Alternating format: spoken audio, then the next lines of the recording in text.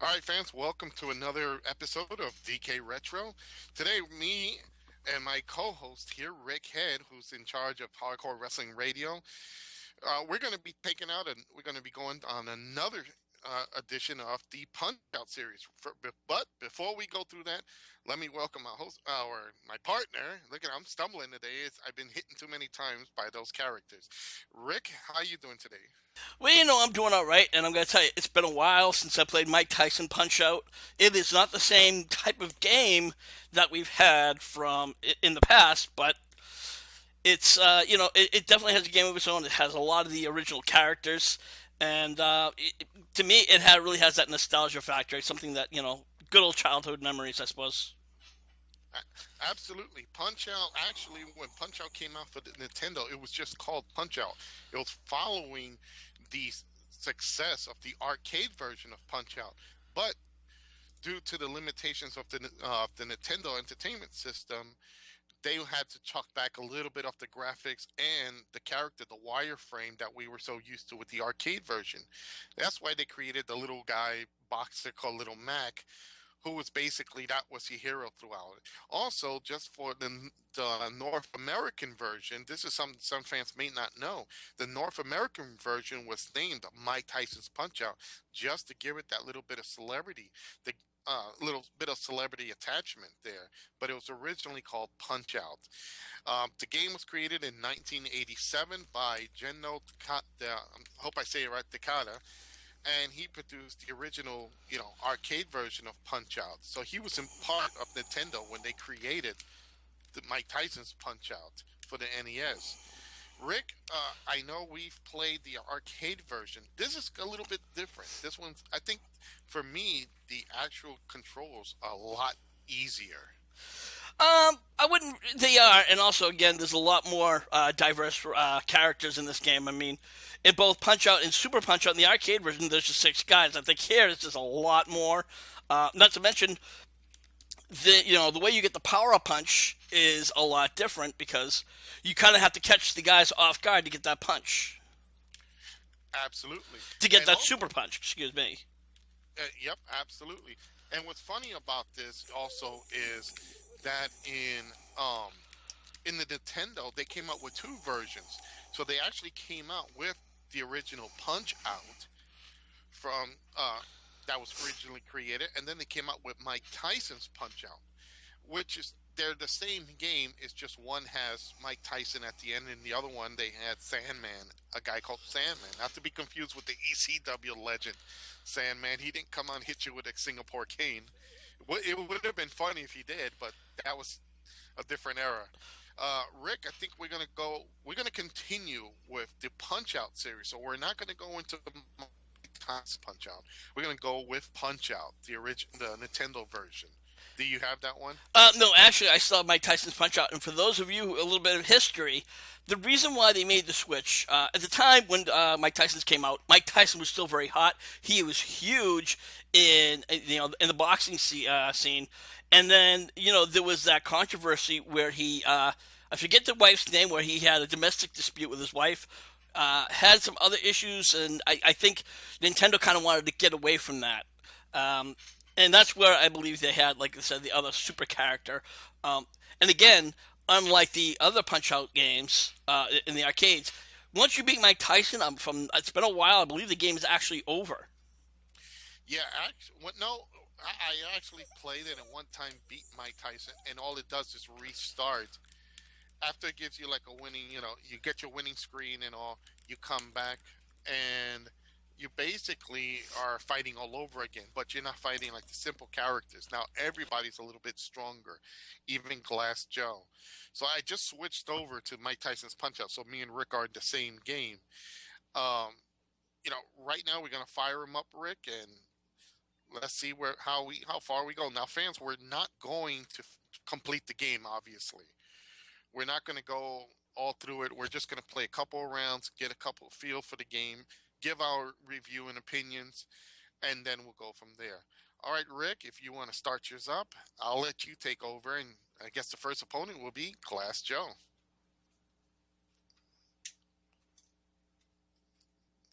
Yeah, you tell him. as I have my microphone off. But yes, I actually started playing a little bit before. And one thing I forgot about again, when it comes to the Mike Tyson's Punch Out, you actually have stamina, and you have three rounds, so it's a lot more. It's much more diverse. Again, there's some boxers that I have issues with. There's like the King Bubba guy. I forget King Hippo. King Hippo, and for some reason it's been a while because I don't remember how to beat all the games. Cause I used to fly through them, but again, it's been almost 15, 20 years since I played it, and he's probably so far one of my most hardest guys. Right now, believe it or not, I'm actually having a problem with Glass Joe because I'm not being able to get any of those super punches. And again, once you get tired, you have to hide. You kind of have to, Duck and move. yeah. Yeah, actually, in my game right now, I just beat Glass Joe. I knocked him out. I'm ready for the next challenge. So I'm gonna keep going, and the next guy is Von Krauser. Now here's the This was the German character that they put in. Uh, Pretty much very easy. Another character easy to fight and get in there with. One thing that fans probably don't remember that if you hit select during the between scenes, it makes Little Mac's manager rub his shoulder, and you get increased stamina. So those are one things when I was started playing this years ago when it first came out. I didn't know that, and one day I just hit select. Hey, he looks like he's jerking up behind Little Mac, but then I realized he was just giving him some more stamina.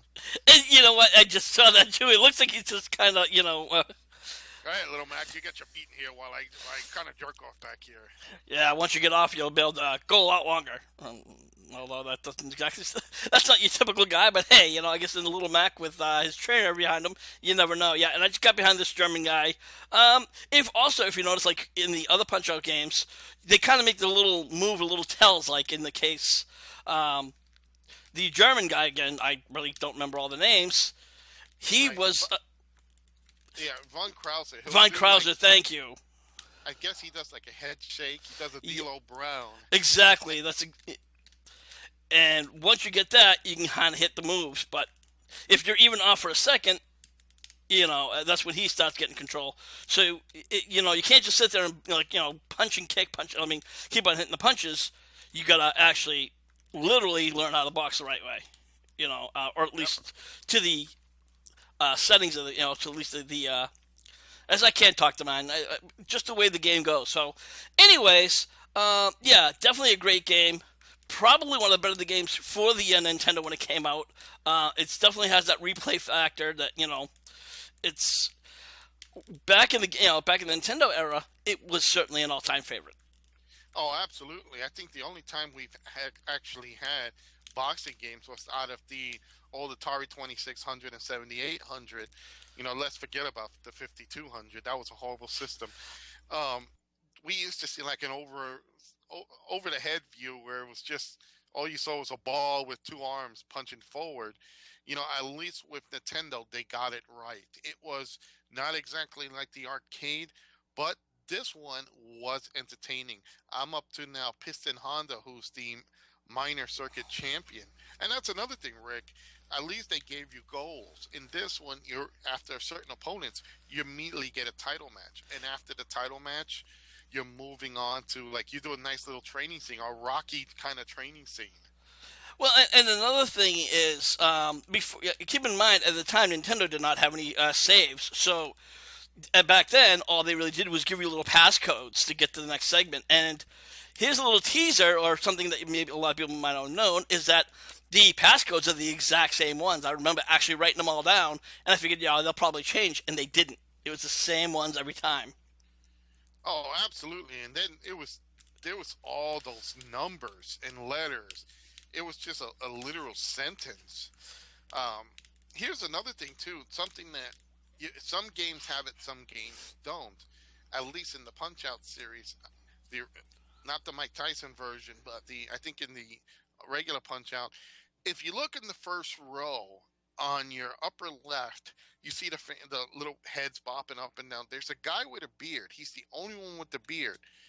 Doing certain characters, he will actually make facial expressions, and and that's something that I didn't know until one day I was playing. And I said, "Wait a minute, the guy's moving. He doesn't move." Well, there is another little piece of trivia.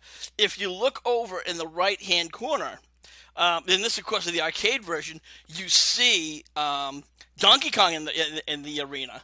And that I found that kind of funny, because considering that Donkey Kong was one of the first few games that Nintendo came out started with. Um, it also spawned off a lot of things. Pretty much Mario, who was just at the time, I think they just called him the plumber. That's where he really started to move up. So Well, and actually, in Mike Tyson's Punch Out and in Punch Out, Mario is the referee. So if you look at the referee in the ring, he is Mario. So I could see where the Donkey Kong kind of threw in. And again, I think for an early game system, you know, we just fresh had, the Ataris, the Intellivisions, the ColecoVisions.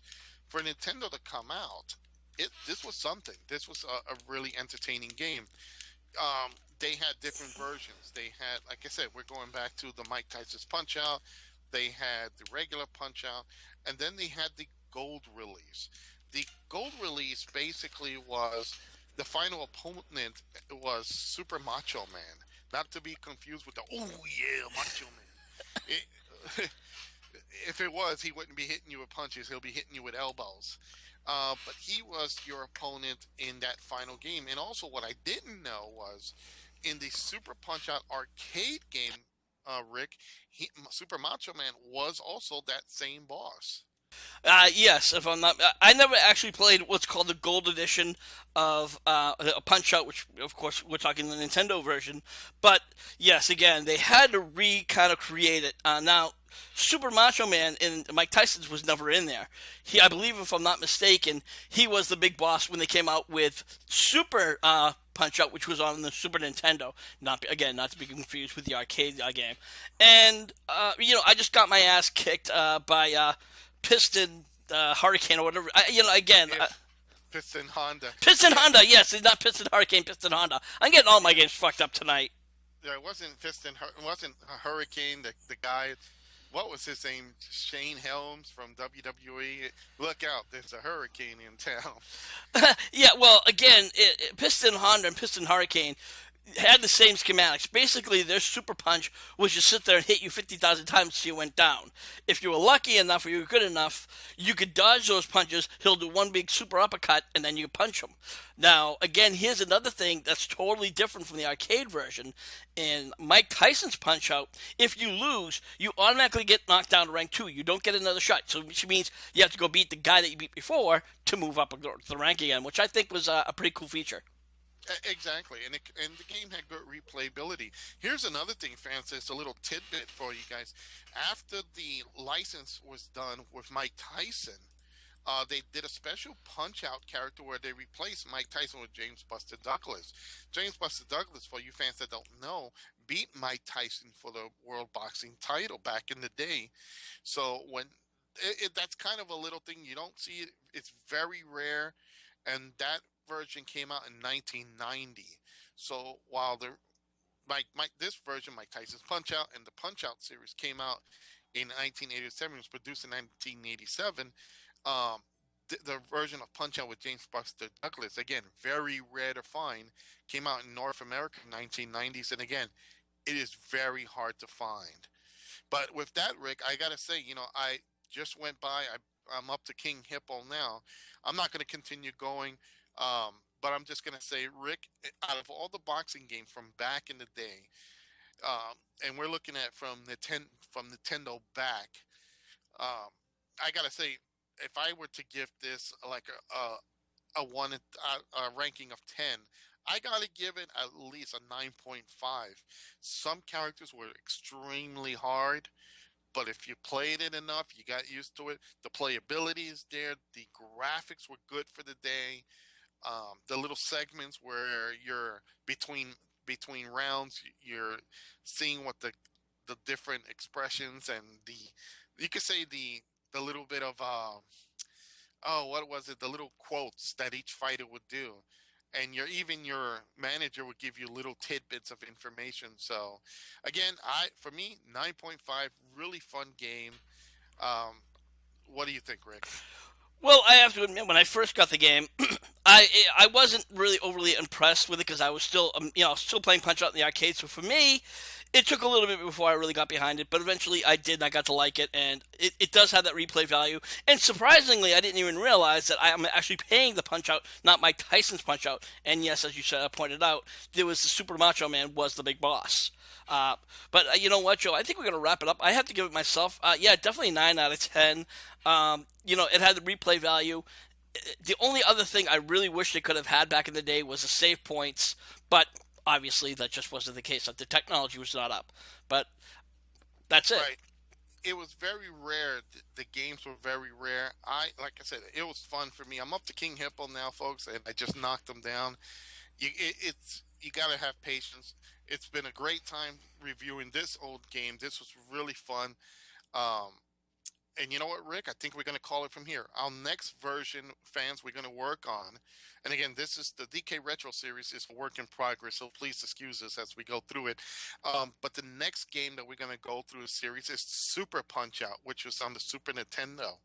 But so if you get a chance and you have an old Nintendo, pull out pull it out and look for Mike Tyson's Punch Out or look out for Punch Out.